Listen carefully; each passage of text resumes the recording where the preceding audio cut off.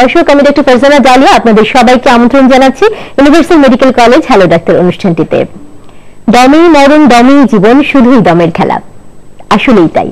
আর এই দমের সাথে খুব ওতপ্রোতভাবে জড়িত আছে আমাদের শরীরের যে গুরুত্বপূর্ণ অঙ্গটি, তার নাম হচ্ছে ফুসফুস। আর এই ফুসফুসে হতে পারে নানা ধরনের রোগ ব্যাধি। আর এই রোগ ব্যাধির মধ্যে অ্যাজমা বা হাঁপানি এটি বহুল প্রচলিত একটি রোগ।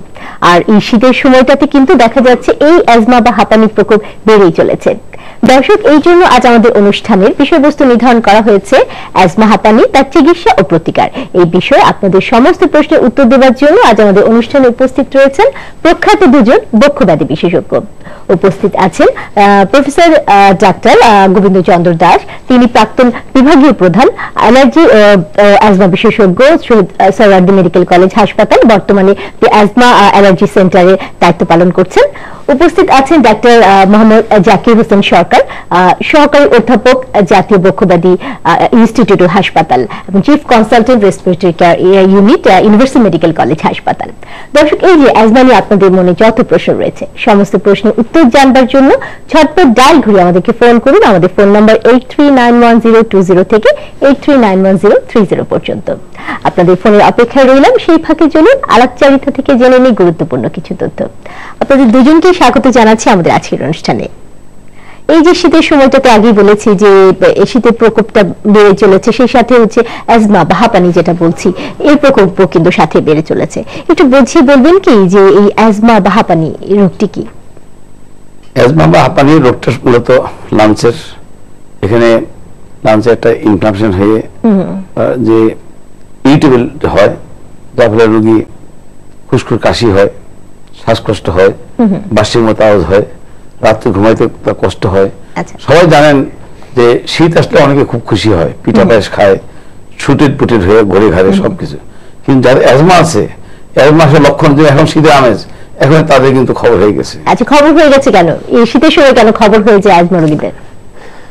দেখুন, কিছু কারণ থাকে যাদের অ্যাজমা থাকে, তাদের অ্যাজমার প্রকোপটা বাড়ার একটা কারণ, অন্যতম কারণ হলো তাপমাত্রার পরিবর্তন। যদি দেখা যায় যে আপনি আগের দিন থেকে পরের দিন 3 ডিগ্রি সেলসিয়াস অর মোর, এর চেয়ে বেশি যদি ভেরি করে, তাহলে অ্যাজমার অ্যাটাক হতে পারে। অ্যাজমার অ্যাটাকটা আসলে আমরা যে জিনিসটা জানি যে অ্যাজমাটা হলো একটা দীর্ঘমেয়াদী প্রদাহজনিত শ্বাসনালীর রোগ, এবং এই শ্বাসনালীটা খুবই সংবেদনশীল থাকে কিছু কিছু বস্তুর প্রতি, যেগুলো সাধারণ মানুষের সেগুলোতে কিছু হয় না। তার মধ্যে তাপমাত্রার পরিবর্তন একটি, অন্যান্য আরো অনেক উত্তেজক বস্তু আছে, কিন্তু তাপমাত্রার পরিবর্তন একটি, যার জন্য শীতে যখন তাপমাত্রা কমতে থাকে লোকজনের অ্যাজমার অ্যাটাকটা বেশি হয় এবং আমাদের পুরনো রোগীদের সাথে দেখা হয়। আচ্ছা, সেই কারণে তো অ্যালার্জির সাথে কি অ্যাজমার সম্পর্ক রয়েছে কিনা? হ্যাঁ, মানে অ্যাজমা অনেক কারণ হয়ে থাকে, তার অন্যতম একটা অ্যালার্জি। তাছাড়া যে আমাদের ডাক্তার বললেন যে তাপমাত্রার হইতে হয়, আপনারা জানেন শীতের সময় ফ্লু একটা ভাইরাস, এটা কিন্তু খুব বেশি থাকে, আবহাওয়াটা শুষ্ক থাকে, পোষা পাখির জন্য হতে পারে, অনেক সময় স্মোকিং সিগারেট খাওয়ার জন্য হতে পারে, অনেক সময় স্ট্রেস, মানসিক চাপ। এই জন্য অনেক সময় দেখবেন অনেক বাচ্চা এমনি ভালো, পরীক্ষা আসলে পরে শ্বাসকষ্ট শুরু হয়ে গেল। এই অনেকগুলি কারণ থেকে অ্যাজমা হইতে পারে। আবার অনেক সময় দেখা যায় যে শীতের কাপড়গুলো আমরা নামাই অনেকদিন পরে, সেটা একটু কারণ হতে পারে কি? এটা অত্যন্ত গুরুত্বপূর্ণ একটি জিনিস আপনি উপস্থাপন করেছেন যে আমরা শীতের কাপড় নামাই। এই যে কাপড়গুলো নামিয়ে সেগুলোকে আপনি রোদে না দিয়ে বা না ধুয়ে যখন খুলে ঝাড়া হয়, এখানে কিছু এই যে ডাস্ট, হাউস ডাস্ট, মাইট থাকে এগুলোতে। এগুলো এত উত্তেজক যে আপনি নামানোর ঘন্টাখানেকের মধ্যে দেখা যায় যে অনেকে অ্যাটাক নিয়ে ইভেন হসপিটালাইজড হয়ে যায়। তো সুতরাং এটা খুবই জরুরি যে আপনি শীতের কাপড় নামানোর সময়, if you are asthmatic, you don't touch it, take help from some other else. আপনি তাদের হেল্প নিয়ে এটাকে শুকিয়ে অথবা ধুয়ে শুকিয়ে তারপরে ইউজ করুন, রোদে দিয়ে তাপে দিয়ে। তারপর একটা কথা বলছি, আমার এক রোগী আছে, তিনি বিয়ে করে শ্বশুরবাড়িতে গেছেন, শাশুড়ি করছেন তার টাঙ্গিতে বেরিয়ে গিয়ে লেপখান রাত্রে ঘুমাই দিচ্ছেন, যেহেতু আর রোদ দেন নাই বা কোনো কিছু বা লেপে ওয়াশ করেন নাই, রাতে তো জামাইয়ের অবস্থা, শ্বাসকষ্ট এবং ঠিক আছে। শ্বাসকষ্ট যা অবস্থা, শেষ পর্যন্ত হসপিটালে গিয়ে তাকে ভর্তি বলতে দিয়েছে। আচ্ছা, তো এই যে অ্যাজমা বা হাঁপানি, এটার সাথে কি কোনো বয়সের কোনো সম্পর্ক রয়েছে কি? না, এটা কিন্তু যে কোনো বয়স হইতে পারে, আচ্ছা। ছোট বয়স থেকে বৃদ্ধ বয়স, যে কোনো বয়স হইতে, যে কোনো বাচ্চাদের একটু বেশি হয়। আচ্ছা, এটা কি সারা জীবনের অসুখ? হ্যাঁ, এটা সবসময় থাকবে, এই প্রশ্নটা নিস্তার পাওয়ার কোনো উপায় নেই? হ্যাঁ, এই প্রশ্নটা আমরা প্রায় ফেস করে থাকি যে এটা কি সারা জীবনের অসুখ, এটা কি ভালো হবে না, এটা কি কিউরেবল কিনা। যদি সহজ উত্তরে বলতে হয়, এটা কিউরেবল না, এটা ভালো হবে না, বাট কন্ট্রোলেবল, নিয়ন্ত্রণযোগ্য। এটাকে আপনি নিয়ন্ত্রণে রেখে আপনি স্বাভাবিক জীবনযাপন করতে পারেন। You can take part even in Olympics, হ্যাঁ, or in any other competition, physical competition you can go for. আচ্ছা, নিয়ন্ত্রণে রাখতে হবে। এখানে আমি একটু বলতে পারি, আপনি যে খুব ভালো কথা বলছেন, এটা কি সারা জীবন থাকে কিনা। আমি আজকে 20 বছর ধরে চিকিৎসা করি, কিছু রোগী আছে 5 বছর চিকিৎসার পর এখন এই 15 বছরে একটা ওষুধ খায় না, পুরো ভালো আছে। আচ্ছা, কেন ভালো আছে? কেন ভালো আছে আমরা জানবো আপনার কাছে। একজন দর্শক আছে, প্রশ্নটি নিয়ে তারপর যে কেন ভালো আছে। হ্যালো, আসসালামু আলাইকুম। দর্শক কে আছেন, কোত্থেকে বলছেন? জি, হ্যালো হ্যালো, হ্যালো, আসসালামু আলাইকুম। আসসালামু আলাইকুম। ওয়ালাইকুম আসসালাম। দর্শক, আমি কিন্তু আপনাকে শুনতে পাচ্ছি না, আপনার টেলিভিশনের ভলিউমটা জি, আমি বাসাবো থেকে একটু জোরে বলছিলাম। কথা বলতে হবে। হ্যালো, আমার বাসাবো থেকে বলছিলাম, আমার ওয়াইফের লাস্ট 3 ইয়ার থেকে অ্যাজমা। দর্শক, আমি আপনাকে ফোনে শুনতে পাচ্ছি না। জি, হ্যালো, আচ্ছা দর্শক, দুঃখিত, আমি আপনার প্রশ্নটি শুনতে পাইনি। আপনি আশা করি আবার ফোন করবেন, আমরা আবার প্রোগ্রামে আপনাকে ফোনে পাবো, আপনি প্রশ্ন উত্তরটি দেবো। জি, কেমন করে আপনার রোগীরা ভালো আছে সেটা জানতে যাচ্ছি। আমাদের বাংলাদেশে সচরাচর আমরা সাধারণত ওষুধ দিয়ে চিকিৎসা করে থাকি। এটা করলে লাভ হয় ঠিক, কিন্তু দীর্ঘমেয়াদী সুফল বয়ে আনে না। দীর্ঘমেয়াদী সুফল বয়ে আনতে হলে প্রথমে ওই রোগীটা অ্যালার্জি টেস্ট করতে হবে। আচ্ছা, তার কোন জিনিস অ্যালার্জি, যে জিনিস অ্যালার্জি সেটাকে অ্যাভয়েড করতে হবে ফার্স্ট। দ্বিতীয়ত হলো, আপনারা জানেন যখন বাইরে একটা সাবস্টেন্স, হাউস জাস্ট মাইট বলেন, পোলেন বলেন, আমাদের শরীরে যখন আমার লাঞ্চ বা নাকের ইমিথিলিয়ার মধ্যে যে আইজি থাকে, যখন এই যে একসাথে বাইন্ড হয়ে যখন এটা মাস্ট সেলকে ডিগ্রেশন করে, তখন কতগুলি লিকুইড সাবস্টেন্স তৈরি হয়, এগুলি আমাদের এই যে অ্যাজমা অ্যাটাক করে। আচ্ছা, এখন আমার আইজি ইটাকে কনভার্ট আইজি করা হয়, সেটা বলে ইমিউনোথেরাপি বা অ্যালার্জি ভ্যাকসিন ডিসেনসিটাইজেশন। এটা করলে ওই আইজিটা বাইন্ডিংটা হবে না, যার ফলে তার মাসেল ভাঙবে না। তৃতীয়ত হলো, যে ইনফরমেশন হলো সেই জন্য আমরা যদি যে স্টেরয়েড ওষুধ আছে, মন্ডলুকাস্ট আছে, এই ওষুধ যদি ইউজ করি, প্লাস সাথে সাথে আমি আগে একটা বলেছি যে কিছু রোগীদের কিছু এক্সারসাইজ করতে হয়, ব্রেন এক্সারসাইজ, প্লাস স্ট্রেস অনেক সময় বাড়া দেয়, স্ট্রেস কমার জন্য তাকে কিছু মেডিটেশন, নিয়মিত ইয়োগা করতে হয়। এই সম্পূর্ণ যদি করা হয়, মানে অ্যালার্জেন পরিহার, ঔষধ, অ্যালার্জি ভ্যাকসিন এবং কিছু এক্সারসাইজ লাইক মেডিটেশন, নিয়মিত যোগা, তাহলে রোগী কিন্তু দীর্ঘদিন ভালো থাকবে। তিনি ভালো থাকবেন। আচ্ছা, একজন ফোন করেছেন, আবার একজন দর্শকের ফোন পেয়েছি আমরা। হ্যালো, আসসালামু আলাইকুম। দর্শক কে বলছেন, কোত্থেকে বলছেন? জি, আসসালামু আলাইকুম। ওয়ালাইকুম আসসালাম। ভালো আছেন তো?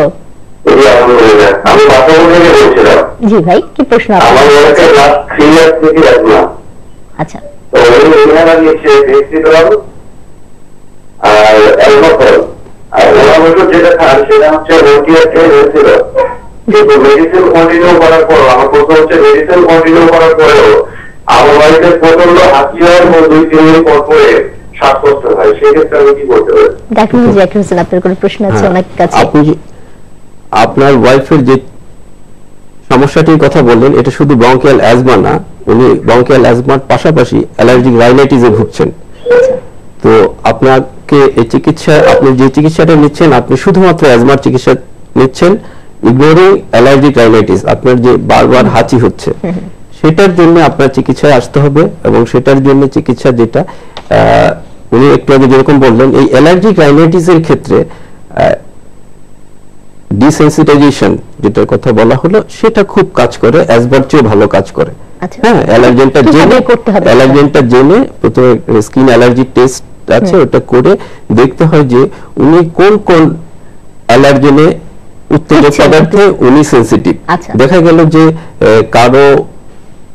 কেউ অ্যালার্জি প্রবলেম এরকম, কেউ ইলিশ মাছ খেলে হচ্ছে, কারো হচ্ছে না, কারো গরুতে হচ্ছে, কারো বেগুন হচ্ছে, কারো সবগুলোতে হচ্ছে। সুতরাং প্রত্যেককে ইন্ডিভিজুয়ালাইজড, তাকে বের করতে হবে যে ওনার অ্যালার্জেন কিসে, সেটাকে ডিটেক্ট করে এটাকে যদি ডিসেন্সিটাইজ করা যায়, এটা রিপিটেডলি লো ডোজ দিয়ে দিয়ে বডিকে ডিসেন্সিটাইজ করে তখন ওনার এগুলো এক্সপোজারে যখন আসবে তখন এটা হবে। তো ওনার চিকিৎসা যেটা সেটা আমি যেটা মনে করছি যে এটা কমপ্লিট না, ওনাকে নোটিস করতে হবে ওনার যে অ্যালার্জিক রাইনাইটিস সেটারও চিকিৎসা যেতে হবে, এবং সেটার জন্য চিকিৎসা যেটা সেটা হলো ওনাকে কিছু নেজাল স্প্রে, হ্যাঁ মোস্টলি স্টিরয়েড জাতীয় নেজাল স্প্রে এটা ইউজ করতে হবে। আর যে জিনিসগুলো হলো যে ভালো থাকছেন না, দেখুন অ্যাজমা হলো এরকম একটা জিনিস যেটা দীর্ঘমেয়াদী রোগ, কিন্তু কে সারা জীবন ভুগবে কে সারা জীবন ভুগবে না এটা কেউ বলতে পারবে না, কিন্তু কাউকে যদি জিজ্ঞেস করা হয় আমি কি ভালো হয়ে যাব এটা কেউ বলতে পারবে না। একটা রিমিশন একটা স্টেজ থাকে, এই স্টেজে কেউ দেখা গেল যে 5 বছর ভোগার পরে তারপর রিমিশনে চলে গেছেন আর ওনার হচ্ছে না, কোনো সমস্যা নেই, এরপর 20 বছর পর আবার অ্যাটাক হলো। আমি যদি 20 বছর আগে বলে দিই আপনি ভালো হয়ে গেছেন, তো 20 বছর পর উনি বলবেন যে এই ডাক্তার মিথ্যাবাদী ছিল। সো আমরা কখনোই বলবো না যে আপনি ভালো হয়ে যাবেন, আপনি এমন হতে পারে সারা জীবন আপনার ওষুধ নাও লাগতে পারে, আপনি যদি প্রপারলি আপনি যে উনি রাখতে পারেন ওনার সমস্ত। জি, বাট একটা জিনিস খুব ইম্পর্টেন্ট, সেটা হলো যে আমরা যেটা প্র্যাকটিক্যালি ফেস করি, রোগীরা বলে যে হ্যাঁ আপনি দেখছেন সমস্যা কিন্তু আমার আসলে ইনহেলার নিতে হয় না, আমি এমনি ভালো থাকতে পারছি। এটা হলো খুব মারাত্মক জিনিস। এটা আস্তে আস্তে শ্বাসনালী এমন একটা পরিবর্তন আসে যখন ওষুধ কাজ করে না। এই জন্য অনেকে শেষ বয়সে গিয়ে বলে যে আগে আমি শুধুমাত্র এই ইনহেলারটা নিলে বা এই ট্যাবলেটটা খেলে ভালো থাকতাম, এখন আর এগুলো কাজ করছে না। এটা হলো তার চিকিৎসা যেটা ছিল সেটা ইনএডুকেট ছিল, এটা প্রপার ডোজিং ছিল না, এবং প্রপারলি উনি ইউজ করেন নাই, এবং এই কারণেই উনি সাফার করছেন। এই জন্যই যে প্রিভেন্টার যে ড্রাগগুলো আছে যখন দরকার সেটা ডাক্তারের পরামর্শ মতো অবশ্যই নিতে হবে, আপনি সিম্পটোমেটিক থাকুন বা না থাকুন। প্রোফিল্যাক্সিস যেটা সেটা প্রতিরোধমূলক চিকিৎসা আগে নিতে হবে। আমি বলি আমার খুব ভালো বলছেন, যত আর্লিতে এই স্টেরয়েড ইনহেলার দেওয়া যায় ততই কিন্তু মঙ্গল, কারণ আপনাদের ইপিথেলিয়া ওটা তখনও নরমাল থাকে। যদি স্টেরয়েড না হয় যে বলে ইনহেলার না নিয়ে এমনি ভালো, কারণ ইনহেলার তো অনেকে ধরে বিশেষ চিকিৎসা এবার যদি স্ট্রাকচার যদি স্থূল হয়ে থাকে চেঞ্জ হয়ে যায় তখন পরে স্টেরয়েড কেন কোনো কিছু নিতে কিছুতেই কাজ হবে না। আর এই যে দীর্ঘমেয়াদী যে স্টেরয়েডটা দিচ্ছেন আপনারা বলছেন যে ইনহেলার মাধ্যমে নিতে, এটা কোনো প্রকোপ কি পড়তে পারে বা শারীরিক কোনো সমস্যা কি হতে পারে? আচ্ছা, খুব কম। এটা আসলে আপনার প্রত্যেকটা জিনিসে আমাদের জাজ করতে মেরিটস এন্ড ডিমেরিটস এর উপর। হ্যাঁ, সমস্যা কি হতে পারে? সমস্যা যেটা হতে পারে আপনি স্টেরয়েড ইনহেলার নিচ্ছেন, নেওয়ার পরে আপনাকে কুলি করতে হবে। আপনি যদি কুলিটা না করেন, আপনার ডোজ যতখানি দরকার আমি তার চেয়ে বেশি যদি আপনাকে দিই, আমাদের সব সময় চেষ্টা থাকে, রোগীর চেয়ে বেশি চেষ্টা থাকে আমাদের যে ডোজ কবে কমানো যাবে, ইভেন স্টেরয়েড ইনহেলার বন্ধ করা যায় কিনা। আমরা কিন্তু অলওয়েজ এই জন্য আমরা রোগীদেরকে বলি 3 মাস পর পর আসবেন, আমরা অ্যাসেস করে করে এই স্টেরয়েড যে ইনহেলার এই ডোজটা আমরা কমানোর চেষ্টা করি, একটা সময় আমরা বন্ধ করে দিতে চাই। হ্যাঁ, আর কমপ্লিকেশন যেটা সেটা যদি কুলি না করে তাহলে মুখের মধ্যে ফাঙ্গাল ইনফেকশন হতে পারে। আর যারা স্টেরয়েড নেন তাদের ক্ষেত্রে একটা সম্ভাবনা থাকে, কিন্তু ইনহেল স্টেরয়েড ডোজটা খুব কম থাকে, যার জন্য এটা আসলে খুব বেশি হয় না, কিন্তু এটা নেগলিজিবল, তার রেসপিরেটরি ইনফেকশন হওয়ার প্রবণতাটা বেড়ে যায়। বাট আসলে স্টেরয়েড মানে ইনহেলারটা না নিলে যতটা না তার ক্ষতি, মানে তার শারীরিকভাবে তার হচ্ছে অ্যাজমার যে ক্ষতিটা হবে তার চাইতে যে পরিমাণ উনি নিচ্ছেন সেটা কম। হ্যাঁ, মানে এটা তার জন্য অ্যালার্মিং একটা অবস্থা যে উনি বললেন যে ওনার ওয়াইফ উনি মন্টেলুকাস নিচ্ছেন, উনি স্টেরয়েড ইনহেলার নিচ্ছেন, স্টিল কন্ট্রোলে নেই। তার মানে কি এখন কিন্তু অ্যাজমার অনেক আপনি কন্ট্রোলে নেই, তারপরে আপনার এরপরে আপনি কি দিবেন। হ্যাঁ, সেই ক্ষেত্রে আপনার আরো অ্যাডভান্স স্টেজ 5 যে ম্যানেজমেন্টে সেই এগুলো স্টেপ কেয়ার ম্যানেজমেন্ট, আমরা স্টেপ বাই স্টেপ উপরের দিকে যাই। ওনাকে তখন দেখা যাবে যে ওনাকে উনি যেটা বললেন যে অ্যান্টিবডি, যে আইজি অ্যান্টিবডি যেটা রেসপন্সিবল হয়ে যাবে, সেই জন্য প্রাথমিক অবস্থায় আপনারা যে ইনহেলারটা নিচ্ছেন ওটা অবশ্যই নিতে হবে, অবশ্যই ডাক্তারের পরামর্শ অনুযায়ী। একজন দর্শক আপনার সাথে ফোনটি নিয়ে তারপরে দিচ্ছি। হ্যালো, আসসালামু আলাইকুম দর্শক, কে বলছেন, কোথা থেকে বলছেন? জি, আমি ফোনটি নিচ্ছি। হ্যালো দর্শক, আপনি টেলিভিশনের ভলিউমটা কমিয়ে আমাদেরকে একটু প্রশ্ন করুন। জি, ওয়ালাইকুম আসসালাম। ওয়ালাইকুম আসসালাম। চট্টগ্রাম থেকে রিয়া বলতেছি। আমার প্রায় 9 বছর ধরে শ্বাসকষ্ট আর হাঁচি কাশি তো আছেই, তারপরে অনেক চিকিৎসা করতেছি কিন্তু এটা ঠিক হচ্ছে না।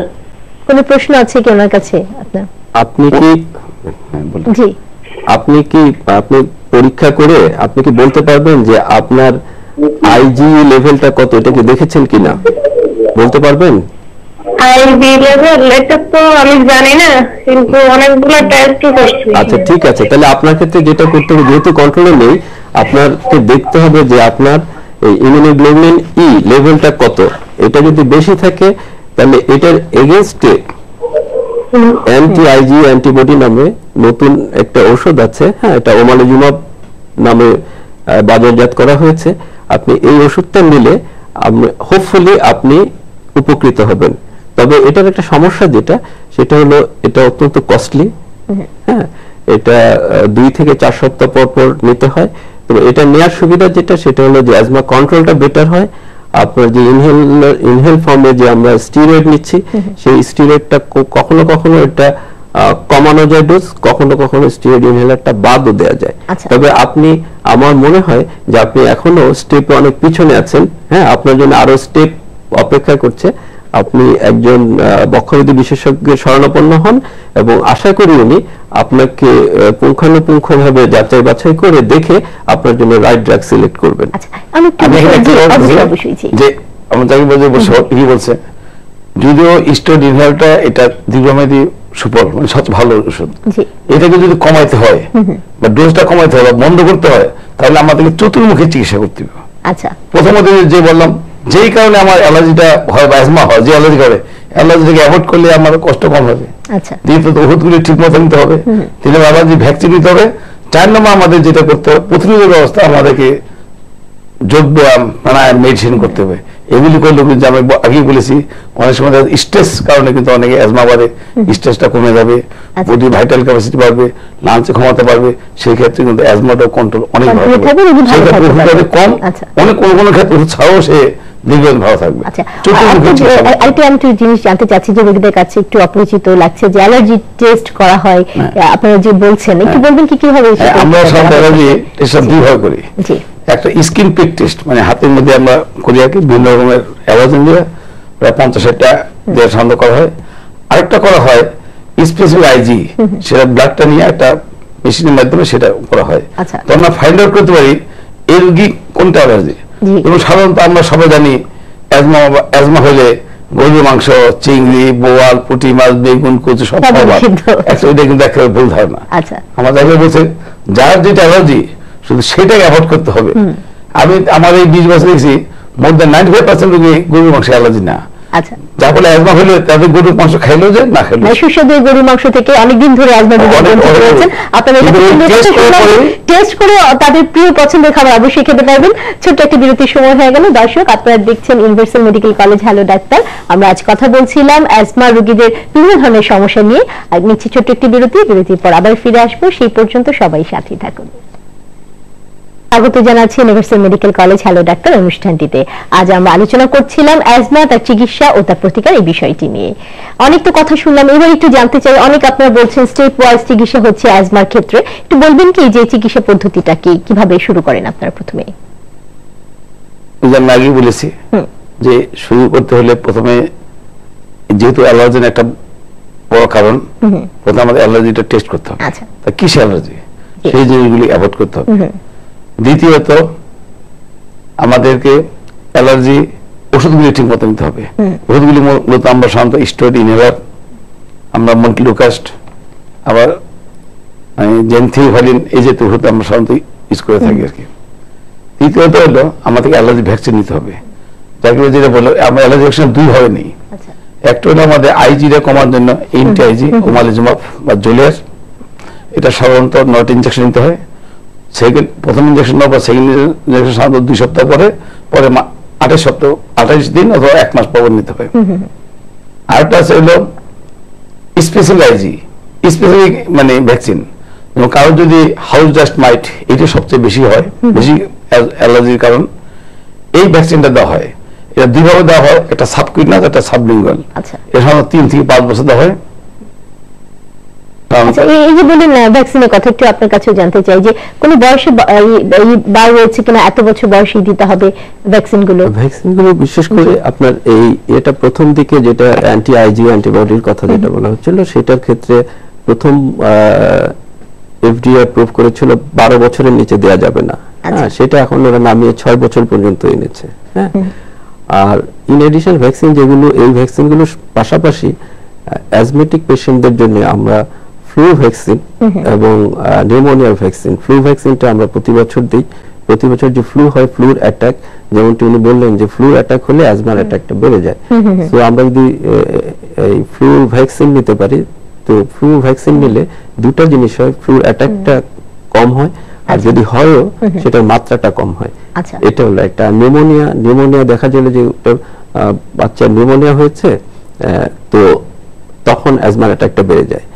সেক্ষেত্রে আমরা প্রথমে মিস করি যে তার যে অ্যাসোসিয়েটেড নিউমোনিয়া আছে সেটা আমরা অনেক সময় মিস করে যাই। হ্যাঁ, সুতরাং একটা পেশেন্টের যখন অ্যাজমার এক্সাজারবেশন হবে আর নিউমোনিয়া থেকে হবে, দুটার চিকিৎসা কিন্তু এক না। হ্যাঁ, এটা হলো একটা। আর সেজন্য নিউমোনিয়ার ভ্যাকসিনটা নিলে নিউমোনিয়ার অ্যাটাকটা কম হয় আর নিউমোনিয়ার ইন্টেন্সিটিটা কম হয়। যদি হয়ও সেক্ষেত্রে আপনি জানেন যে pneumonia is very dangerous disease. আচ্ছা, মানে দুটো ভ্যাকসিন আমাদেরকে নিতে হবে। একজন দর্শক আছে, আমি ফোনটি নিচ্ছি। হ্যালো, আসসালামু আলাইকুম দর্শক, কে বলছেন, কোথা থেকে বলছেন? হ্যালো, আসসালামু আলাইকুম। জি, ওয়া আলাইকুম আসসালাম। বলছিলাম গ্রিন রোড থেকে। জি, আশরাফ সাহেব, কি প্রশ্ন আমাদের কাছে আপনার? তো আমি এইবারই একটু ঠান্ডার সমস্যা 2-1 বছর থেকে চলছিল, তো এইবারই প্রথম আমি ডাক্তার দেখিয়েছি। জি, তো রেজাল্টে ধরা পড়েছে অ্যাজমা। কি জানতে চাচ্ছেন? ট্রিটমেন্ট দেওয়া হয়েছে, ইনহেলার দেওয়া হয়েছে এবং আমাকে ইনজেকশন নিতে বলা হয়েছে, অ্যান্টিবায়োটিক দেওয়া হয়েছে। আচ্ছা, কি ইনজেকশন নিতে বলা হয়েছে আপনাকে? খাবারে কোনো রেস্ট্রিকশন আছে কিনা? আচ্ছা, কি ইনজেকশন নিতে বলা হয়েছে আপনাকে, সেটা বলতে পারবেন কি? আমাকে ইনজেকশন দিতে বলা হয়েছে, ইনজেকশন ভ্যাক্সিগ্রিপ 0.5 ml IM স্টার প্রতি বছর একবার করে। আচ্ছা, কিন্তু কোনো অ্যান্টিবায়োটিক আপনাকে খেতে দেওয়া হয়নি। অধ্যাপক গোবিন্দ দাস, আপনার কোনো প্রশ্ন আছে কি ওনার কাছে? অ্যান্টিবায়োটিক খেতে দেওয়া হয়েছে। আচ্ছা, অ্যান্টিবায়োটিক খেতে দেওয়া হয়েছে। আপনি তাহলে কি জানতে চাচ্ছেন আমাদের কাছে? দর্শক, আমি জানতে চাচ্ছিলাম যে অ্যাজমা রোগটা ভালো হয় কিনা আর খাওয়াতে কোনো রেস্ট্রিকশন আছে কিনা। আচ্ছা, আমি খুব আপসেট অবস্থায় আছি। আচ্ছা, ধন্যবাদ আপনার। কারণ ইতিমধ্যে কিন্তু আমাদের অ্যাজমা নিয়ে অনেক আলোচনা হয়েছে। আপনি প্রথম থেকে যদি অনুষ্ঠানের সাথে যুক্ত থাকতেন, আমার কাছে মনে হয় আপনার ভয় হতাশা অনেকখানি কেটে যেত। তারপরে দর্শকের উদ্দেশ্যে যদি আপনি বলতেন। জি, আমি সব কিছু খেতে পারবো কিনা, এই জন্য তাকে একটা অ্যালার্জি টেস্ট করতে হবে। অ্যালার্জি টেস্ট করে যে অ্যালার্জেন তার পজিটিভ, ওইটাকে শুধু বাদ দিতে হবে, বাকিগুলো সে খাওয়া যাবে। আচ্ছা, একটা ভ্যাকসিন দিয়েছেন, ভ্যাকসিনের কথা বলতে বলেছেন। ফ্লু ভ্যাকসিন, যেটা বছরে একবার দিতে হবে। উনি যেটা করেছেন, উনি ফ্লু ভ্যাকসিনটা নিয়েছেন, এটা রাইটলি নিয়েছেন। আর ওনার যেটা ভীতি খাবার ব্যাপারে ইন্টারেস্টিং জিনিস হলো যে অ্যাজমাতে সাধারণত খাবারটা অ্যাজমাকে অত বেশি এফেক্ট করে না, অন্যান্য অ্যালার্জিক ডিসঅর্ডারকে যত বেশি এফেক্ট করে।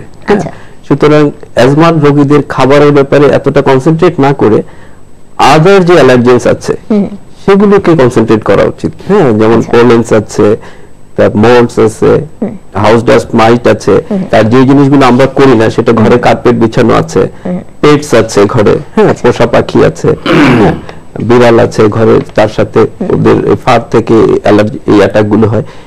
এগুলো হলো কার্পেট সরিয়ে ফেলতে হবে, যদি পোষা পাখি ঘরে থাকে সেগুলোকে সরিয়ে ফেলতে হবে। এগুলো আমি একটা কোশ্চেন এগুলো বলে আমি কদিন ভালো থাকবো, কিভাবে হবে? আমেরিকান মায়ো ক্লিনিক নাম করা, অত স্টাডি, অনেকে বাচ্চা আমাদের বলে যে, অনেকে ডাক্তার বলে থাকে যে এই বাচ্চা যখন সাঁতার শিখবে একটু বড় হবে অ্যাজমা কমে যাবে। এটা কিন্তু ঠিক কথা না। এটা দেখা গেছে যে 1/3 রোগী সাধারণত বয়স বাড়ার সাথে অ্যাজমাটা কমে যায়, 1/3 রোগী আরো বাড়ে, 1/3 সমান ভাবে থাকে। এখন কিভাবে এটা বোঝা যাবে যে কার অ্যাজমা কমে যাবে বা কার অ্যাজমা কমে যাবে? এটা অনেকগুলি ফ্যাক্টর নির্ভর করে। একটা বাচ্চার বছরে যদি একবার অ্যাজমা অ্যাটাক হয় সেটা সারা সমান, আর যদি কারো যদি দেখেন প্রতি মাসে একবার অ্যাটাক হয়, যার যত বেশি অ্যাটাক হবে তার কিন্তু পারসিস্টেন্ট দীর্ঘমেয়াদী থাকার সম্ভাবনা বেশি। এবং এই অ্যাজমাটাকে সাথে সাথে যদি কারো অ্যাটমিক ডার্মাটাইটিস অর্থাৎ অ্যালার্জি রাইনাইটিস পিতা মাতার যদি অ্যাজমালাজি থাকে সেই ক্ষেত্রে কিন্তু এটা দীর্ঘমেয়াদী হওয়ার সম্ভাবনা বেশি থাকে। আচ্ছা, সেই ক্ষেত্রে আসলে ওই ধরনের জিনিসগুলোকে অ্যাভয়েড করতে হবে আমাদের এই জন্য সবসময়। প্রথমেই আমাদের যেটা করতে হবে অ্যালার্জি টেস্ট করতে হবে।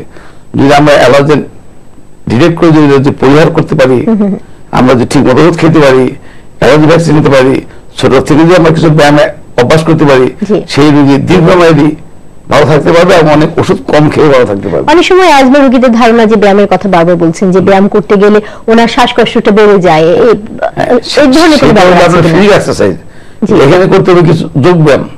আচ্ছা, যোগ ব্যায়াম করতে হবে, মেডিটেশন, যেগুলো আপনাকে মানে মাইন্ডকে ঠিক রাখে, সেইগুলি কিন্তু আবার কমে। ব্যায়াম যদিও আপনি ঠিকই বলেছেন, ব্যায়াম অ্যাজমা বাড়ায়, আবার ব্যায়াম অ্যাজমা কমায়। আচ্ছা, হ্যাঁ, আপনি যখন এক ধরনের অ্যাজমা আছে সেটাকে এক্সারসাইজ ইনডিউসড অ্যাজমা বলে, হ্যাঁ, সে এমনি সময় ভালো, এক্সারসাইজে গেলে অ্যাজমা হবে, তাহলে কি সে এক্সারসাইজ করবে না? হ্যাঁ, সে এক্সারসাইজ করবে, সেই এক্সারসাইজও তার অ্যাজমা কমাবে, but before going for exercise তাকে আপনার ব্রঙ্কোডাইলেটর, ইনহেল ব্রঙ্কোডাইলেটর নিয়ে তারপর উনি এক্সারসাইজ করবেন। আর উনি যেগুলো বললেন যোগ ব্যায়াম করবেন, আর স্পেশালি ব্রিদিং এক্সারসাইজ, আচ্ছা, খুব ইম্পর্টেন্ট। ব্রিদিং এক্সারসাইজ নিয়ে আমরা আলোচনা করব, অনেকেরই ধারণা নিয়ে এক্সারসাইজ নিয়ে। একজন দর্শকের ফোন নিয়ে তারপর। হ্যালো, আসসালামু আলাইকুম। দর্শক কে বলছেন, কোথা থেকে বলছেন? হ্যালো,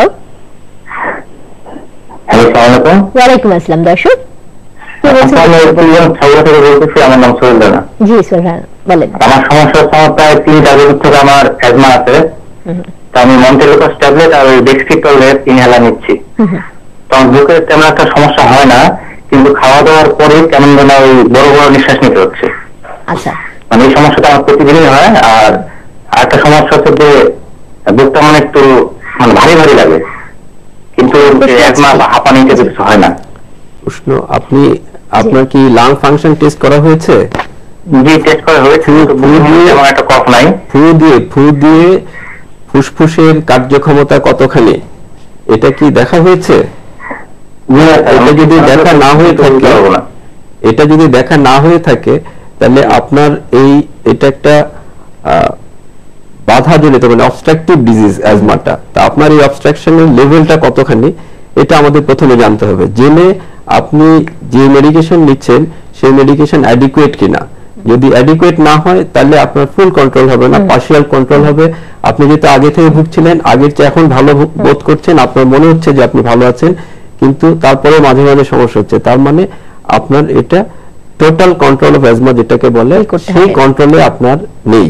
আচ্ছা, ওই ধরনের আসলে ওনাকে আপনার যে বারবারই বলছেন অনেক সময় কিন্তু আবার গ্যাস্ট্রো ইসোফেজিয়াল রিফ্লাক্স ডিজিজ থাকে। আচ্ছা, এটা এক্সট্রিম অফ এজ, ছোট বয়স এবং বেশি বয়সে থাকে। আচ্ছা, সেই ক্ষেত্রে যতই ওষুধ খাওয়ান, ওইটা ওষুধ না খাওয়ালে কিন্তু পূর্ণ ভালো হবে না। আচ্ছা, আসলে একজন বিশেষজ্ঞ ডাক্তারের পরামর্শ নিয়েই কিন্তু সমস্ত চিকিৎসাগুলো করতে হবে। দর্শক, আমরা আবারও একটি ছোট্ট বিরতিতে যাচ্ছি, বিরতির পর ফিরে আসবো। সেই পর্যন্ত সবাই আমাদের সাথেই থাকুন।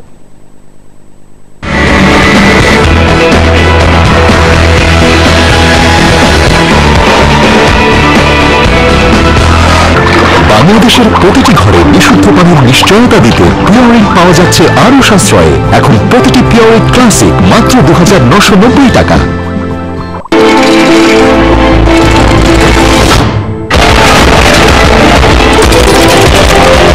It's all about stainless style. Steeltech.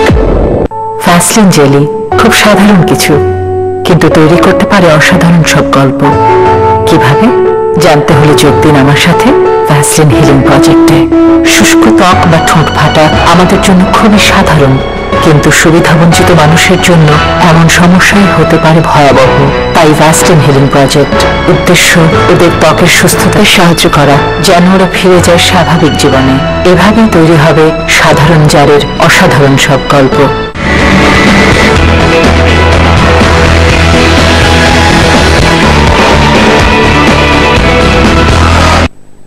দর্শক, বিরতির পর আবারও স্বাগত জানাচ্ছি আজকের universal medical college hello doctor অনুষ্ঠানটিতে। আজ আমরা আলোচনা করছি অ্যাজমা বিভিন্ন ধরনের চিকিৎসা ও প্রতিকার এই বিষয়টি নিয়ে। আচ্ছা, অনেক কিছু কিন্তু আলোচনা করলাম আমরা অ্যাজমা নিয়ে, তবে আমি যেহেতু গাইনোকোলজিস্ট একটু এই বিষয়ে জানতে চাই আমার রোগীর সাথে, যে যারা গর্ভবতী মা রয়েছেন যাদের অ্যাজমা রয়েছে এবং তিনি প্রেগনেন্ট হয়েছেন, সেই ক্ষেত্রে আপনারা বলছেন চিকিৎসা চালিয়ে যেতে হবে, উনি কি ওই ধরনের চিকিৎসাগুলো নিতে পারবেন? এটা আমাদের অনেক ধারণা। আমি দেখি যখন কোনো অ্যাজমা রোগী প্রেগনেন্ট হন, গাইনোকোলজি ম্যাক্সিমাম গাইনোকোলজি ডাক্তার সব ওষুধ বন্ধ করে দেন। এটা কিন্তু একেবারে ভুল ধারণা। যখন ইনহেলার নিতে পারে, সে স্টেরয়েড ইনহেলার নিতে পারে কম ডোজে, এবং ওই ক্ষেত্রে সাধারণত বুলিনোসাইড, ওটার কিন্তু সাইড এফেক্ট কম, মানে শিশুর উপর কোনো প্রভাব পড়বে না, বেবিটার উপরে থেকে বুলিনোসাইডের সাইড এফেক্ট খুব কম। দ্বিতীয়ত মন্টলোকাস্ট ইউজ করতে পারে, সব ওষুধ ইউজ করতে পারে। কিন্তু ওষুধ ইউজ না করে তাহলে রোগীরও অবস্থা খারাপ, রোগীর বাচ্চারও কিন্তু অবস্থা খারাপ। এখন এখানে একটা প্রশ্ন হচ্ছে, এটা অনেক আমাদের কোশ্চেন করে থাকে যে আমার তো অ্যাজমা আছে, বাচ্চা অ্যাজমা হবে কিনা, বা এটা প্রতিরোধ করার কোনো ব্যবস্থা আছে কিনা। তো কিছুটা পুরোপুরি না হলে অনেকটা প্রতিরোধ করা সম্ভব, যদি কোনো প্রেগনেন্ট মাদার যখন প্রেগনেন্ট হবেন তার আগে থেকে যদি তিনি তার সঠিক চিকিৎসা শুরু করেন, অ্যালার্জি টেস্ট করে যে অ্যালার্জেন সেটা পরিহার করেন, ওষুধ খান, অ্যালার্জি ভ্যাকসিন। যদি কোনো রোগী আগে থেকে ভ্যাকসিন পায়, প্রেগনেন্ট হলে ভ্যাকসিনটা কন্টিনিউ করা যায়, কিন্তু প্রেগনেন্ট হয়ে গেলে তখন আর নতুন করে ভ্যাকসিনেশন শুরু করা যায় না। এর সাথে সাথে যদি দুটো ওষুধ খেতে হয়, একটা আপনারা জানেন ওমেগা 3 আর প্রোবায়োটিক্স। এইগুলো যদি কনসেপ্ট করার পর থেকে যদি টিল ব্রেস্ট ফিডিং যদি কন্টিনিউ করা খায়, তাহলে সেই বাচ্চার কিন্তু অ্যাজমার সম্ভাবনা খুব কম থাকে। প্রেগন্যান্সি অবস্থায় ভ্যাকসিন নেওয়া যাবে, ভ্যাকসিন নেওয়া যাবে যদি সে আগে থেকে যদি পেয়ে থাকে, কন্টিনিউ করে শুরু করা যাবে না। আর যদি ওই বাচ্চা যখন প্রেগনেন্ট বাচ্চা হলো, যদি বাচ্চা যদি 6 মাস বা 8 মাস পর্যন্ত এক্সক্লুসিভ ব্রেস্ট মিল্ক করে, যদি সে যে হাউস জাস্ট মাইট, যেমন বাড়িতে যদি কাপড় না থাকে, পোশাক বিয়াল কম থাকে, তার ফাদার যদি স্মোকিং না করে, সেই এগুলি যদি নিয়ম মানে চলে, তাহলে বাচ্চা কিন্তু অ্যাজমার সম্ভাবনা অনেকটা কমে যায়। আচ্ছা, ঠিক আছে। এই যে ভ্যাকসিন নিয়ে অনেক কথা কিন্তু বলছি, একটু সংক্ষেপে বলবেন কি যে আসলে ভ্যাকসিনটা কিভাবে দেওয়া হবে? একটু আগে আপনি বলেছেন, যদিও বিস্তারিত, দর্শকদের উদ্দেশ্যে খুব সহজ করে ভ্যাকসিনটা কতগুলো ভ্যাকসিন আছে। আমরা ফ্লু ভ্যাকসিন দিই, সেটা হলো যে বছরে একবার নিতে হবে। নিউমোনিয়া ভ্যাকসিন যেটা নেওয়া হয় সেটা 3 বছর একদিন। তারপর অ্যালার্জির জন্য যে ভ্যাকসিন গুলো, সেটা আইভি দেওয়া যেতে পারে, সাবকিউটেনিয়াস দেওয়া যেতে পারে, সাবলিঙ্গুয়ালি দেওয়া যেতে পারে। সেটা সাবলিঙ্গুয়ালি জিহ্বার নিচে, এটা এখন খুব পপুলার। এটাতে সাইড এফেক্ট কম, কিন্তু এটা অনেক দিন ধরে নিতে হয়, প্রায় 3 থেকে 5 বছর নেওয়ার পরে এরপর একটা লং টার্ম ইফেক্ট পাওয়া যায়। এটা এখন খুব পপুলার, যে সাবলিঙ্গুয়ালি যে এটা নেওয়া। আর একটা হলো যে আপনার সেটা ঠিক ভ্যাকসিন না, তবে আইজিই যেটা রেসপন্সিবল আমাদের এই অ্যালার্জিক অ্যাজমার জন্য, তার এগেইনস্টে একটা অ্যান্টিবডি, সেটা আমরা প্রথমে 2 সপ্তাহ পর, তারপরে রোগীর সিভিয়ারিটি এবং আইজি লেভেলের উপর ডিপেন্ড করে আমরা সেটা 1 মাস পর পর এরকম ভ্যাকসিনগুলো, সেটা আমাদের দেশে আমরা সাধারণত 9টা দেই, তবে এটার কোনো টাইম লিমিট নেই। এটা ইফ ইউ ক্যান অ্যাফোর্ড, এটা লাইফ লং নিতে পারে। কিন্তু 50টা বেশি ইনজেকশন নিয়ে নিচ্ছে। আচ্ছা, আমাদের হচ্ছে এই ইউনিভার্সাল মেডিকেল কলেজ হ্যালো ডাক্তারের পক্ষ থেকে ছোট দর্শকদের উদ্দেশ্যে কিছু টিপস রয়েছে, সেই স্বাস্থ্য পরামর্শগুলো আমরা একটু দেখি। এখন যেমন আমরা দেখছি, আমরা এই শীতে সাধারণত শ্বাসকষ্ট বেড়ে যায়, শীতের আগে আমরা সেই টিপসগুলো দেখছি। আবার আমাদের মিউকাস আবরণীতে প্রদাহ বা ইনফ্লেমেশন চলতে থাকে, ফলে শ্বাস গ্রহণ বা ত্যাগের সময় বাতাস বাধাগ্রস্ত হয় বা শাঁসা শব্দ হয়। যাদের সংস্পর্শে এলে হাঁপানির আক্রমণ তীব্র হতে পারে, এগুলো হচ্ছে পরিবেশের ধুলাবালি, গার্মেন্টসের তুলার আঁশ, পাটের আঁশ, বাসাবাড়ির কার্পেটের ডাস্ট বা ধুলা, ফুলের রেণু, বাতাসে ভাসমান ফাঙ্গাস, বালিশের তুলা, লেপকাথার ডাস্ট বা ধুলা, পশুর চুল বা লোম, মুরগির ফার্মের বা কবুতরের পালক, বিল্ডিং রঙের সময়কার ধুলা, রঙের বাষ্পের গন্ধ, কিছু খাদ্যদ্রব্য, ঠান্ডা দুধ, বাদাম, ইলিশ মাছ, চিংড়ি মাছ, বেগুন, গরুর মাংস ও দুধ, চকলেট খাবারে ব্যবহৃত রং ইত্যাদি। ধূমপান, আগুনের হালকার গ্যাস, রান্নার চুলার গ্যাস, এমনকি মশার স্প্রে, সুগন্ধি স্প্রে ইত্যাদিও হাঁপানির আক্রমণ ঘটায়। জ্বর হলে নাক দিয়ে পানি পড়ে, কাশি হয়, গলার ভেতরে অস্বাভাবিক অনুভূতি হয়, পরবর্তীতে অ্যাজমার আক্রমণ হয়। ঠান্ডা অথবা গরম আবহাওয়ায় অতিরিক্ত ব্যায়াম করলেও হাঁপানির আক্রমণ হতে পারে। দুশ্চিন্তা, হাসি, কান্না, আনন্দ, অপারেশন, ভয় ইত্যাদি থেকেও হাঁপানির আক্রমণ হতে পারে। হঠাৎ ওষুধ বন্ধ করলেও হাঁপানির তীব্র আক্রমণ হতে পারে। করণীয়: প্রতিদিন সকালে ও বিকালে মুক্ত পরিবেশে 10 মিনিট শ্বাসের ব্যায়াম করলে উপকার পাওয়া যায়। সুযোগ পেলে জোরে জোরে শ্বাস টানা, শ্বাস গ্রহণের প্রায় 15 সেকেন্ড শ্বাস ধরে রাখার অভ্যাস করা, দুই ঠোঁট শেষ দেওয়ার ভঙ্গিতে এনে ধীরে ধীরে মুখ দিয়ে শ্বাস ত্যাগ করা, ভয়, হতাশা ও চিন্তাগ্রস্ত না হওয়া, সবসময় হাসি খুশি থাকলে ভালো হয়। শ্বাসকষ্ট না কমলে দেরি না করে সঙ্গে সঙ্গে চিকিৎসকের পরামর্শ নিতে হবে। এই ছিল আমাদের পক্ষ থেকে দর্শকদের উদ্দেশ্যে কিছু পরামর্শ। এবার যেহেতু আমরা অনুষ্ঠানে একেবারে শেষ প্রান্তে চলে এসেছি, আপনাদের কাছ থেকে একটু দর্শকদের উদ্দেশ্যে পরামর্শ জানতে চাইবো। প্রথমে একটু শেষ প্রান্তে আমি জানতে চাই আপনার কাছে ইনহেলারের ব্যবহারটা কিন্তু অনেক দর্শক জানেন, অনেক পেশেন্ট জানেন না, যদি একটু সংক্ষেপে দেখিয়ে দিতে। হ্যাঁ, আমি খুব সংক্ষেপে বলছি যে এটা ঠিক মতো আসলে ইনহেলারটা না নিতে পারলে আমরা এর কার্যকারিতা আশা করতে পারি না। আপনি প্রথমে সোজা হয়ে বসবেন, মুখটি খুলে এটাকে 5 বার ঢেকে নেবেন, শ্বাস ফেলবেন, মাথার দিকটা একটু সোজা করে পিছনের দিকে কাত করে মুখে দিয়ে চাপ দিয়ে ও এবং ডিপ ব্রেথ নিতে হবে আস্তে আস্তে দীর্ঘক্ষণ। শ্বাস বন্ধ রাখবেন 10 সেকেন্ড, তারপরে ছাড়বেন। 1 মিনিট পর আবার একই নিয়মে নেবেন। এই যে আমরা এতক্ষণ আলোচনা করছিলাম অ্যাজমা, হাঁপানি সমস্ত কিছু নিয়ে, এই অ্যাজমা হাঁপানি থেকে কিভাবে মুক্তি পাবেন মানুষজন, প্রতিরোধ? আমি আগে বলেছি অ্যাজমাতে যদি মুক্তি পেতে হয় শুধু ওষুধ খেলে হবে না, এই জন্য আমাদের সমন্বিত চিকিৎসা দরকার। সমন্বিত চিকিৎসা থেকে প্রথমে আমাদের কার কোনটা অ্যালার্জেন সেটা আমাকে টেস্ট করতে হবে। এই টেস্ট করতে হয় তো স্কিন প্রিক টেস্ট অথবা স্পিরিয়াজি, এবং এই দুটো কিন্তু বাংলাদেশে হয়। এগুলি অনেকের ধারণা বাংলাদেশে অ্যালার্জি চিকিৎসা না, এগুলি হয় না, কিন্তু বাংলাদেশে এগুলো হয়, আমাদের সেন্টার হয়। দ্বিতীয়, এবং যার যে অ্যালার্জি সেটা প্রতিরোধ করতে হবে। যেমন আপনি জানেন সবচেয়ে বড় হলো হাউস ডাস্ট মাইট, যেটা শীতের মধ্যে শীত বস্ত্র বা কার্পেট বা ধুলাবালির মধ্যে বেশি থাকে, এগুলি যদি আমরা পরিহার করতে পারি, ফুলের রেণু পরিহার করতে পারি, ফাঙ্গাস পরিহার করতে পারি, যার যে খাদ্য সেটা পরিহার করতে পারি, তাহলে কিন্তু রোগীর কষ্ট অনেক কমে যায়। দ্বিতীয়ত হলো আমাদের অ্যালার্জি ভ্যাকসিন, ওই যে 3 ভাগ ভ্যাকসিন দেওয়া হয়, একটা এনটিআইজি, ওমালিজুমাব, প্রথমে একটা 15 দিন বা মাসে একটা করে 9টা, উপরে যে 20টা 30টা 50 60 70 দিতে পারে। তাছাড়া স্পেসিফিক যে ভ্যাকসিন এটা 2 ভাবে দেওয়া হয়। যেমন কারোর মাইট বা পোলেন সেটা মানে সাবলিঙ্গাল জিহ্বার নিচে অথবা সাবকিউটাস, এটা দীর্ঘমেয়াদী 3-5 বছর, অনেক সময় আরো বেশিও নেওয়া যায়। এটা মূলত এটা হলো কি আমাদের ফরেন সাবস্টেন্স যখন আইজি সাথে মিশে মার্সেল ভাঙে, এই আইজি কনভার্ট আইজিজি করে, অনেক জটিল প্রক্রিয়া। আইজির সাথে আর মার্সেল ভাঙে না, আমার লাঞ্চ ও ইনফেকশন হয়, কষ্ট কমে যায়। এটা দীর্ঘদিন করে আমরা ভালো থাকতে পারি। তৃতীয়ত হলো ঔষধ, এটাও আমাদের দীর্ঘদিন নিতে হয়, কিন্তু যদি আমরা সমুদ্র চিকিৎসা করি সেই ক্ষেত্রে আমাদের স্টোরের পরিমাণ কম, অনেক ক্ষেত্রে না নিয়েও আমরা দীর্ঘদিন আমরা ভালো থাকতে পারি। চতুর্থ হলো আমাদেরকে কিছু, আপনি জানেন স্ট্রেস, এটা একটা অন্যতম কারণ। আমরা স্ট্রেস কমানোর জন্য আমরা যদি কিছু মেডিটেশন করি, নিয়মিত জিম করি, কিছু যদি যোগ ব্যায়াম আকুপ্রেশার করি, সেক্ষেত্রে আমরা অনেকটা ভালো থাকবো। পেশেন্ট এডুকেশন, পেশেন্টকে শিক্ষা দিতে হবে। যেমন এত কিছু করার পর আপনি জানেন আমাদের একটা পিক ফ্লোমিটার আছে, ওটা হলো মানে যদি 80% উপর যদি লাঞ্চের পিক ফ্লোমিটার থাকে সেটা বলে গুড, মানে এটা হলো ইজন, মানে পরীক্ষা করে আসলে আমাদেরকে এইভাবে কথা হচ্ছে সচেতন হতে হবে। তখন আমরা তাড়াতাড়ি আমরা ওষুধগুলি যদি আমরা ঠিক মতো ইউজ করতে পারি। একেবারে শেষ প্রান্তে চলে এসেছি, যাবার সময় আমি চাই যে আপনাদের মুখ থেকে দর্শকদের উদ্দেশ্যে ছোট কিছু পরামর্শ। আমার দর্শকদের জন্য আমার পরামর্শ হলো যে আপনি যদি অ্যাজমায় আক্রান্ত হন, আপনি হতাশ হবেন না। আপনার জন্য অ্যাজমা চিকিৎসার মূল মন্ত্র যেটা, সেটা হলো শিক্ষা, সচেতনতা, চিকিৎসা।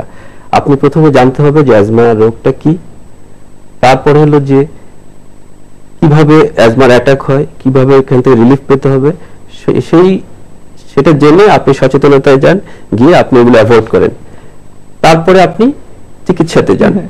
তাহলে আপনি অ্যাজমার যে কমপ্লিট যে ম্যানেজমেন্ট, সেই ম্যানেজমেন্টটা পাবেন। এবং আপনাদের হতাশার আরো কারণ এই কারণে যে বাংলাদেশে অ্যাজমার সর্বোচ্চ চিকিৎসার ব্যবস্থা আছে। আপনারা জানেন যে অ্যাজমার রোগীরা যখন বেশি খারাপ হয়ে যায় তাদেরকে হসপিটালাইজড হতে হয়। হসপিটালাইজড হয়ে সেখানে যদি তাকে জেনারেল ওয়ার্ডে বা ক্যাবিনে যদি তাকে ম্যানেজ করা না যায়, তাকে আমরা আইসিইউতে নিয়ে যাই। তার যদি লাইফ সাপোর্ট দরকার হয় আমরা তাকে লাইফ সাপোর্ট দিই। তার যদি ওমানি জুমাত দরকার হয় ওমানি জুমাত দিই। এবং ওয়ার্ল্ডে এটাই এখন সর্বশেষ চিকিৎসা। নতুন আরেকটি সংযোজন হয়েছে, সেটা হলো ব্রঙ্কোস্কোপি করে আমরা থার্মোপ্লাস্টি করে দেয়া, যে ব্রঙ্কিয়াল যে স্মুথ মাসল আছে যেটা কন্ট্রাকশনের সংকোচনের জন্য আপনার শ্বাসকষ্ট হচ্ছে, বুকের ভিতর শ্বাসা শব্দ হচ্ছে, সেটাকে পুড়ে দেয়া। তো এই আধুনিক চিকিৎসাগুলো আমাদের দেশেই হচ্ছে। আমাদের দেশে এই যে পুড়ে দেওয়ার যে ব্যাপারটি, এটা আসলে সারা পৃথিবীতে আমরা এটা পারি, আমরা করে এসেছি, আমরা পারি, কিন্তু এটা এখনো এত পপুলার হয়নি। ইন্ডিয়াতে ওরা করছে না, সিঙ্গাপুরে জাস্ট 2-1 শুরু করেছে, কিন্তু এটা এখনো খুব এটার পক্ষে বিপক্ষে অনেকে আছে। তবে আশা করি আমাদের দেশে হবে, যদি সফলতা পায় আমাদের দেশে আমরা করে এসেছি, আমরা করতে পারি, আমরা এর চেয়ে অনেক অ্যাডভান্স প্রসিডিউর করছি। তবে আমাদের দেশের অ্যাজমা রোগীদের হতাশ হওয়ার কোনো কারণ নেই। খুব সংক্ষেপে 30 সেকেন্ডের জন্য আমাদের দেশে একটা মানুষের ভ্রান্ত ধারণা অ্যাজমা চিকিৎসা নেই। যারা গরিব তারা চিকিৎসার পরিবর্তে তারা ওই যে মাদুলি বা ঝাড়ফুঁক এসব চিকিৎসা করে থাকে। আর যারা শিক্ষিত এবং উচ্চবিত্ত তারা মনে করেন অ্যাজমা চিকিৎসা বাংলাদেশে না, এই জন্য তার পার্শ্ববর্তী কারো বেঁচে গিয়ে থাকে। তো আমাদের প্রত্যেকের জানা উচিত অ্যাজমা সঠিক চিকিৎসা আছে, বাংলাদেশে আছে। এই জন্য তাবিজ কবজ বা বিদেশে যাওয়ার কোনো প্রয়োজন নেই। আমাদের বাংলাদেশে এটা চিকিৎসা করে উন্নত বিশেষ চিকিৎসা পাওয়া যায় এবং সুস্থ থাকা সম্ভব। আচ্ছা, খুব সুন্দর কথা শোনা আপনাদের কাছে। ধন্যবাদ অধ্যাপক গোবিন্দ চন্দ্র দাস, ধন্যবাদ ডক্টর জাকির হোসেন সরকার। আপনাদের দুজনকে অসংখ্য ধন্যবাদ জানাচ্ছি আমাদের অনুষ্ঠানে এসে মূল্যবান বক্তব্য রাখার জন্য। আপনাকে ধন্যবাদ, জিটিভির দর্শকদের ধন্যবাদ, সমস্ত কলা কুশলীকে ধন্যবাদ। দর্শক, এই হাঁপানি বা অ্যাজমা নিয়ে কিন্তু অনেকের মধ্যেই রয়েছে ভ্রান্ত ধারণা, ভুল চিকিৎসা, ভুল ধারণা। আজকে যারা আমাদের এই অনুষ্ঠানটি দেখেছেন, আশা করি সবার মধ্যে নিশ্চয়ই এই ভুল ধারণাগুলো কেটে গিয়েছে এবং সবাই নিশ্চয়ই সচেতন হয়েছেন এবং আশার বাণী পেয়েছেন যে আমাদের দেশেও কিন্তু রয়েছে আধুনিক অনেক চিকিৎসা ব্যবস্থা এবং যারা অ্যাজমা রোগী রয়েছেন তারা অনায়াসেই কিন্তু এই শীতের সময়টাতে ভালো থাকতে পারেন। তবে যাবার বেলা বলতে চাই যে এই সচেতনতা বৃদ্ধির সাথে সাথে এই যে চারপাশে বায়ু দূষণ রয়েছে, সেই বায়ু দূষণগুলোকে কাটিয়ে সবার বুক ভরে নিঃশ্বাস নিয়ে নির্মল বিশুদ্ধ বাতাসে আগামী পর্বে দেখার আমন্ত্রণ জানিয়ে শেষ করছি আমাদের আজকের হ্যালো ডাক্তার। আল্লাহ হাফেজ।